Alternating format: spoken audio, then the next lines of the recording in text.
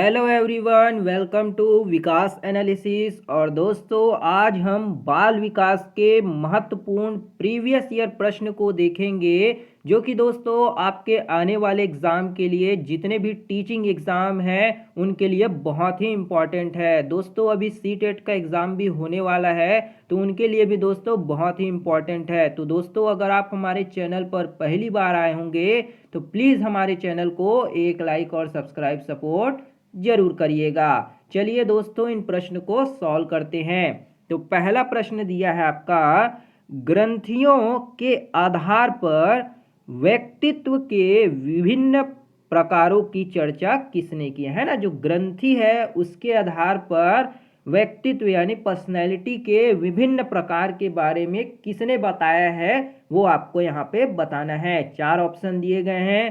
पहला ऑप्शन है क्रेशमर, दूसरा है कैनन, तीसरा ऑप्शन है आपका यूंग और चौथा है स्प्रेंजर। तो ग्रंथियों के आधार पर व्यक्तित्व के विभिन्न प्रकार को किसने बताया है, तो इसका सही आंसर क्या हो जाएगा, तो वो होगा आपका क्रेशमर, है ना। क्रेशमर ने ग्रंथि के आधार पर जो है व्यक्तित्व के विभिन्न प्रकारों को बताया है, जिसमें से जो है तीन प्रकार प्रमुख है। जैसे कि पहला जो है आपका लंबकाय, है ना। पहला क्या था, लंबकाय।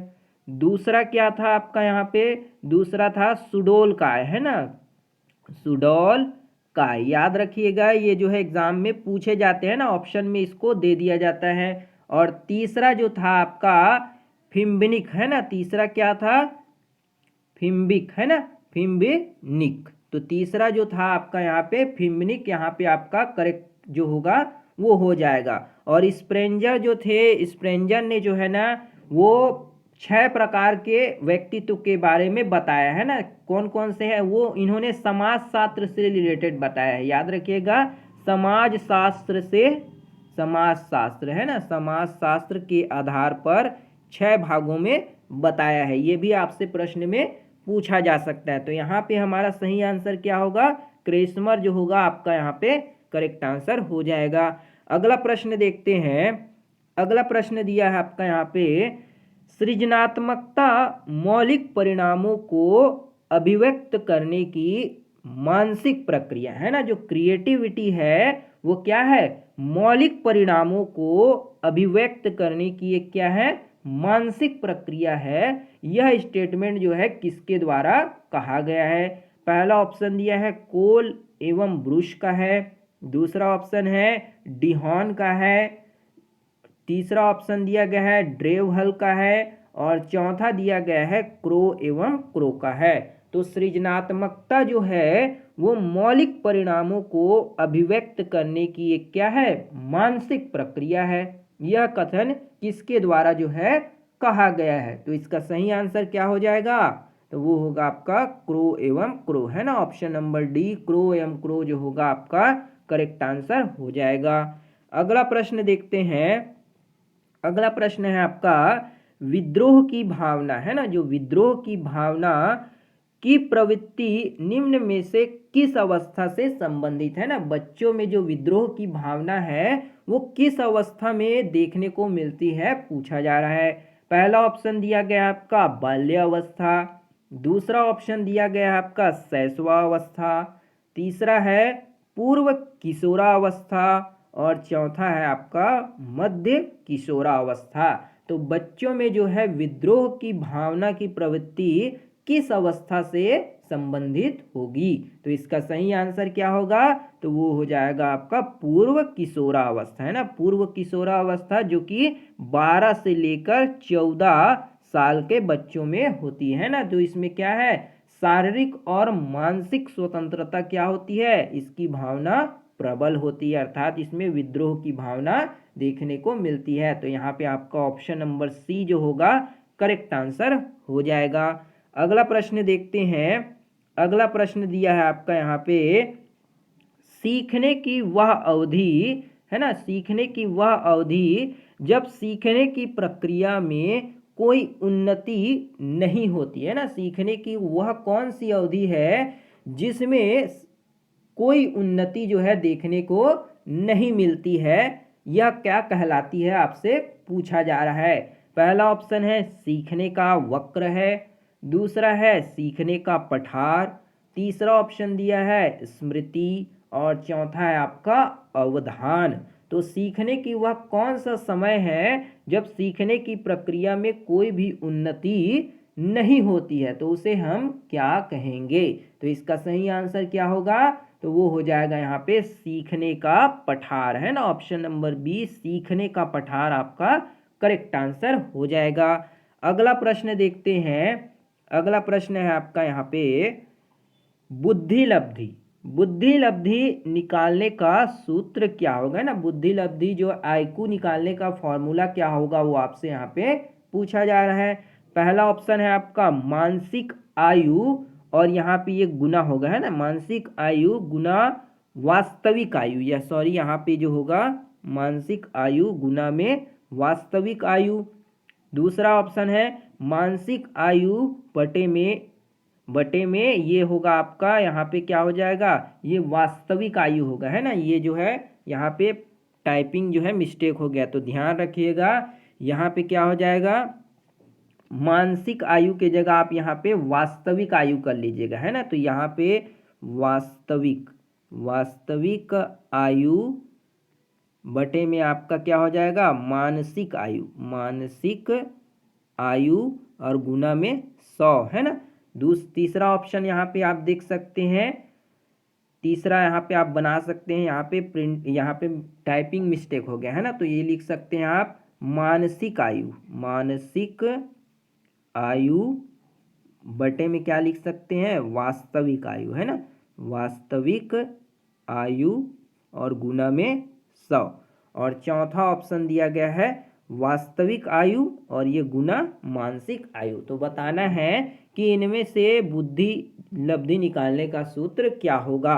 तो वो हो जाएगा आपका मानसिक आयु बटे में वास्तविक आयु गुना 100, है ना। तो इसको याद कैसे रखेंगे, मानसिक आयु, है ना। तो अल्फ़ाबेट में m पहले आता है तो मानसिक आयु m, और v जो होता है वो लास्ट में आता है तो बट्टे में v और गुना कर देंगे 100, है ना। तो m से आपका हो गया मानसिक आयु और v से आपका वास्तविक आयु, है ना, वास्तविक आयु। इस तरीके से आप याद रख सकते हैं। तो यहाँ पे हमारा सही आंसर क्या हो जाएगा, यहाँ पे आप काट के इसको लिख सकते हैं, इसको लिख सकते हैं वास्तविक आयु, है ना, वास्तविक आयु। तो ऑप्शन बी जो होगा आपका करेक्ट आंसर हो जाएगा। अगला प्रश्न देखते हैं। अगला प्रश्न है सीखने में प्रयास व भूल के सिद्धांत का प्रतिपादन किसने किया, है ना। जो सीखने का प्रयास और जो भूल के सिद्धांत है वो किसके द्वारा दिया गया है, आपसे पूछा जा रहा है।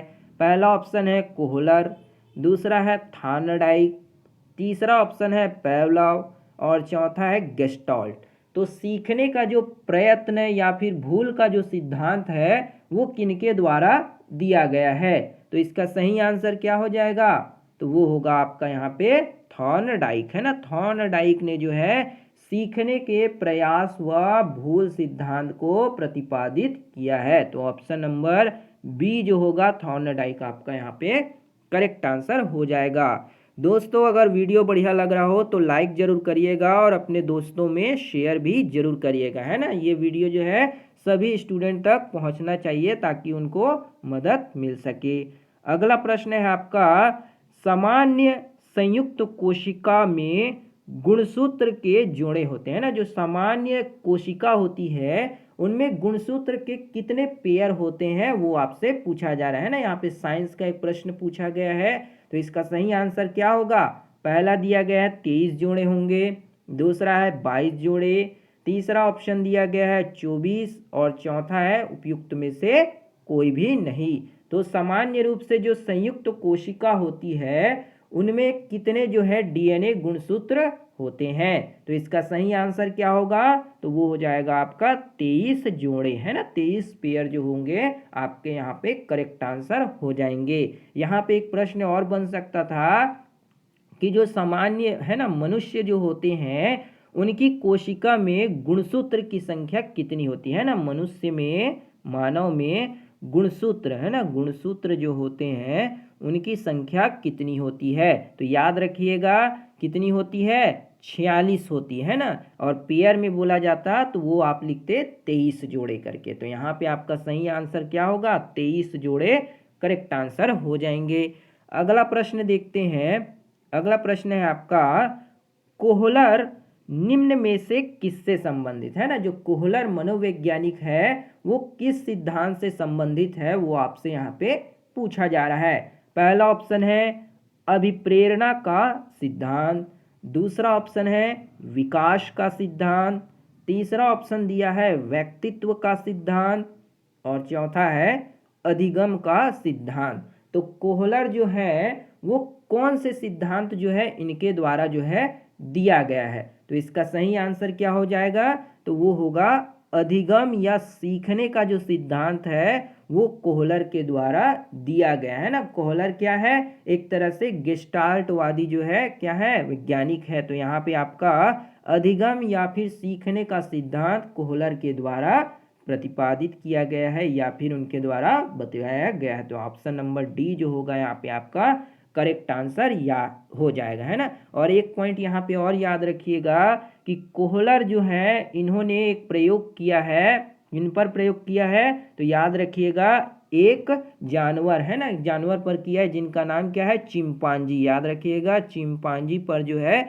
इन्होंने अपना प्रयोग किया है और इसका नाम दिया था उन्होंने सुल्तान। क्या नाम दिया है, सुल्तान जो है नाम दिया है ना। तो इसको आप याद रखिएगा, ये भी जो है सीटेट के एग्जाम में पूछा गया है। तो यहाँ पे आपका सही आंसर क्या होगा, ऑप्शन नंबर डी जो होगा करेक्ट आंसर हो जाएगा। अगला प्रश्न देखते हैं। अगला प्रश्न है आपका, क्रिया प्रसूत अनुबंधन सिद्धांत का प्रतिपादन किया है ना। जो क्रिया प्रसूत अनुबंधन का सिद्धांत है वो किसके द्वारा प्रतिपादित किया है, आपसे यहाँ पे पूछा जा रहा है।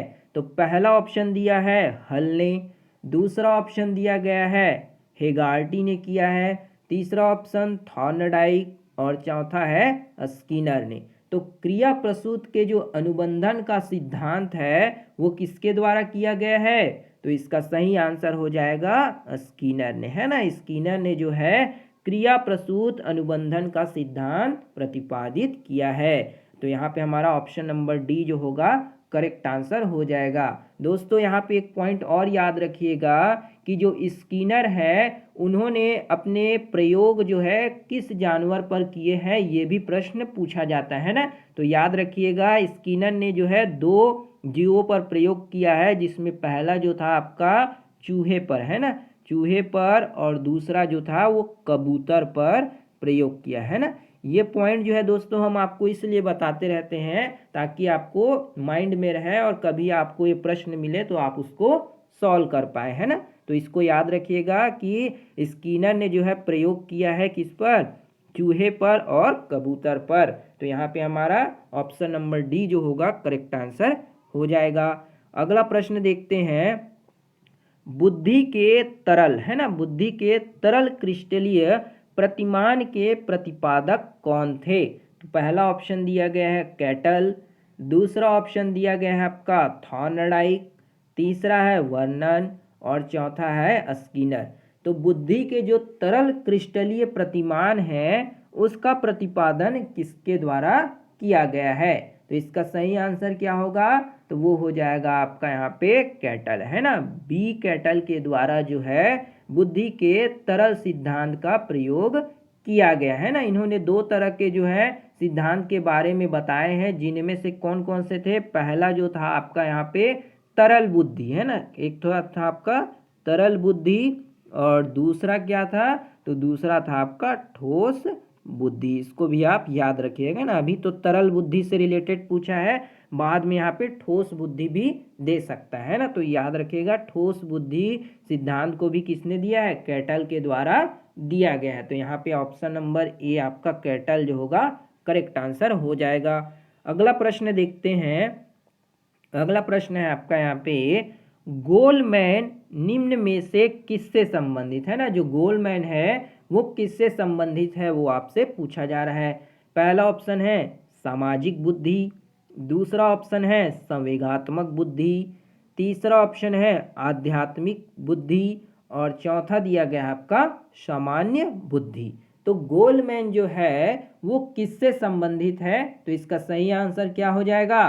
तो वो होगा संवेगात्मक बुद्धि, है ना, जो इमोशनल इंटेलिजेंस है उससे संबंधित है। कौन? गोलमैन। तो यहाँ पे आपका ऑप्शन नंबर बी जो होगा, संवेगात्मक बुद्धि जो होगा, यहाँ पे आपका करेक्ट आंसर हो जाएगा। अगला प्रश्न देखते हैं। अगला प्रश्न है आपका यहाँ पे, शिक्षण हेतु मानसिक उद्वेलन, है ना, जो शिक्षण के लिए मानसिक उद्वेलन प्रतिमान का प्रयोग निम्न में से किसके सुधार हेतु किया जाता है? पहला ऑप्शन दिया गया है समझ के लिए किया जाता है, दूसरा है अनुप्रयोग, तीसरा ऑप्शन है सृजनात्मकता, और चौथा दिया गया है आपका यहाँ पे समस्या समाधान, है ना। जो शिक्षण हेतु जो मानसिक उद्वेलन प्रतिमान है ना, जिसे हम ब्रेन स्टॉर्मिंग के नाम से भी जानते हैं ना, ये भी प्रश्न पूछा जाता है, ब्रेन स्टॉर्मिंग, है ना, स्टॉर्मिंग। तो ब्रेन स्टॉर्मिंग जो है ये किसके सुधार के लिए इसका प्रयोग किया जाता है, वो आपसे पूछा जा रहा है। तो इसका सही आंसर क्या होगा? तो वो हो जाएगा आपका सृजनात्मकता, है ना, क्रिएटिविटी के लिए जो है, इसके सुधार के लिए जो मानसिक उद्वेलन प्रतिमान, या फिर हम इसे ब्रेन स्टॉर्मिंग भी कहते हैं, तो इसका प्रयोग जो है किया जाता है। तो ऑप्शन नंबर सी आपका यहाँ पे करेक्ट आंसर हो जाएगा। अगला प्रश्न देखते हैं। अगला प्रश्न है आपका, निम्न में से कौन शेष से भिन्न, है ना, कौन जो होगा इन चारों ऑप्शनों में से अलग होगा, ऑड होगा, वो आपको यहाँ पे बताना है। पहला ऑप्शन है अधिगम के लिए अधिगम का सिद्धांत, दूसरा है समान अवयवों का सिद्धांत, तीसरा ऑप्शन है ड्राइव रिडक्शन सिद्धांत, चौथा है सामान्यीकरण का सिद्धांत। तो इन चारों ऑप्शन में से कौन सा जो होगा वो अलग होगा? तो इसका सही आंसर क्या होगा? तो वो हो जाएगा ड्राइव रिडक्शन का सिद्धांत, है ना। ड्राइव रिडक्शन का सिद्धांत जो होगा आपका यहाँ पे इन चारों ऑप्शनों, इन तीनों ऑप्शनों में से यहाँ पे अलग हो जाएगा। तो ऑप्शन सी क्या होगा? करेक्ट आंसर हो जाएगा। अगला प्रश्न देखते हैं। अगला प्रश्न दिया है आपका, संज्ञानात्मक संप्राप्ति, है ना, का न्यूनतम स्तर क्या है? जो संज्ञानात्मक संप्राप्ति है उसका न्यूनतम स्तर क्या है, वो आपसे पूछा जा रहा है। पहला ऑप्शन दिया गया है ज्ञान, दूसरा है बोध, तीसरा ऑप्शन दिया गया है आपका अनुप्रयोग, और चौथा है विश्लेषण। तो संज्ञानात्मक संप्राप्ति का न्यूनतम स्तर, है ना, सबसे निचला स्तर इनमें से कौन सा हो जाएगा? तो इसका सही आंसर होगा आपका ज्ञान, है ना। संज्ञानात्मक संप्राप्ति का सबसे न्यूनतम स्तर जो होगा वो आपका यहाँ पे ज्ञान होगा, है ना। ऑप्शन नंबर ए आपका यहाँ पे करेक्ट आंसर हो जाएगा। अगला प्रश्न देखते हैं। अगला प्रश्न है आपका यहाँ पे, एक बालक, है ना, एक बच्चा जो साइकिल चलाना जानता है, मोटरसाइकिल चलाना सीख रहा है, यह किसका उदाहरण होगा, है ना। बहुत ही इंपॉर्टेंट प्रश्न है, अक्सर सीटेट में इसी तरह के प्रश्न पूछे जाते हैं ना। एक बच्चा जो है वो साइकिल चलाना क्या करता है? जानता है, साइकिल चलाने के बारे में उसको जानकारी है, और वो मोटरसाइकिल को क्या करना चाहता है? सीख रहा है। तो यह किसका उदाहरण है आपसे पूछा जा रहा है। पहला ऑप्शन है क्षैतिज अधिगम अंतरण का है, दूसरा है ऊर्ध्व अधिगम अंतरण का है, तीसरा ऑप्शन है द्विपार्श्विक अधिगम अंतरण का है, और चौथा है इनमें से कोई भी अंतरण नहीं है ना, कोई भी अधिगम अंतरण नहीं है। तो इसका सही आंसर क्या हो जाएगा? तो वो होगा ऊर्ध्व अधिगम अंतरण का ये क्या है? उदाहरण है। तो ऑप्शन नंबर बी जो होगा यहाँ पे आपका ऊर्ध्व अधिगम अंतरण जो होगा आपका यहाँ पे करेक्ट आंसर हो जाएगा। तो ये थी दोस्तों आपके बाल विकास से संबंधित महत्वपूर्ण, जो कि आपके टीचिंग एग्जाम में प्रीवियस ईयर में पूछे जा चुके हैं ना। हम जो है आपको प्रीवियस ईयर प्रश्न ही कराते हैं ताकि जो है आने वाले एग्जाम में आपको हेल्प मिल सके। उम्मीद करते हैं आपको ये प्रश्न जो होंगे समझ आए होंगे। अगर वीडियो बढ़िया लगा हो तो लाइक ज़रूर करिएगा, अपने दोस्तों में शेयर ज़रूर करिएगा, और हमारे चैनल को सब्सक्राइब और सपोर्ट ज़रूर करिएगा। मिलते हैं अगली वीडियो में, तब तक के लिए जय हिंद, वंदे मातरम।